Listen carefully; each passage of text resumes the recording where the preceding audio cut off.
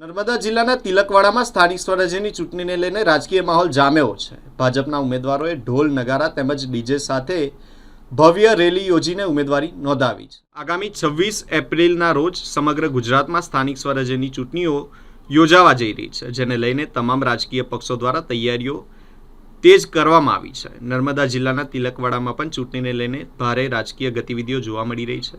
Bharatiya Janata party દ્વારા તિલકવાડાની 16 બેઠકો, તાલુકા પંચાયતની બેઠકો અને 3 જિલ્લા પંચાયત બેઠકો માટે ઉમેદવારો દ્વારા ભવ્ય રોડ શો અને રેલીનું આયોજન કરવામાં આવ્યું હતું। ઢોલ નગારા અને ડીજેના તાલ સાથે કાર્યકર્તાઓએ શક્તિ પ્રદર્શન કર્યું હતું અને ત્યારબાદ ઉમેદવારો તિલકવાડા મામલતદાર કચેરી ખાતે પહોંચી પોતાની ઉમેદવારી નોંધાવી હતી। ઉમેદવારોએ આગામી ચૂંટણીમાં જંગી બહુમતી સાથે જીત મેળવી જિલ્લા પંચાયત અને તાલુકા પંચાયત પર સત્તા સ્થાપિત કરવાનો વિશ્વાસ વ્યક્ત કર્યો છે। નમસ્કાર।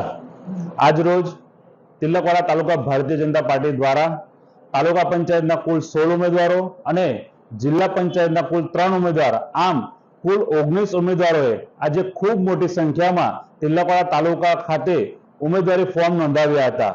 આ ઉમેદવારોની જ્યારથી જાહેરાત થઈ ત્યારથી એમના સમર્થકો અને ભારતીય જનતા પાર્ટીના સૌ સન્માનીય કાર્યકર્તાઓ, વડીલો, યુવાનો, માતાઓ, બહેનો અને ગ્રામજનો ખૂબ મોટી સંખ્યામાં આજે બધા ભેગા થઈ તાલુકા પંચાયતના 16 ફોર્મ અને જિલ્લા પંચાયતના 3 ફોર્મ ભર્યા હતા અને આગામી સમયમાં જ્યારે 26 તારીખે મતદાન થવા જઈ રહ્યું છે ત્યારે ભારતીય જનતા પાર્ટીની તમામ સીટો ઉપર ભારતીય જનતા પાર્ટીના કાર્યકર્તાઓ ખૂબ મહેનત અને ખંતથી મહેનત કરીને બધી જ સીટો જીતે એ પ્રમાણેની આશા વ્યક્ત કરીએ છીએ અને 16 તાલુકા પંચાયત અને 3 જિલ્લા પંચાયતમાં પણ ભારતીય જનતા પાર્ટીના ઉમેદવારો જંગી બહુમતીથી જીતે એ પ્રમાણે કાર્યકર્તાઓ મહેનતે લાગી જશે અને ખૂબ સારું અમને રિઝલ્ટ મળે એવી આશા રાખીએ છીએ। તમામ સીટો અમે જીતીએ એવી પણ આશા રાખીએ છીએ। અસ્તુ ભારત માતા કી જય, વંદે માતરમ।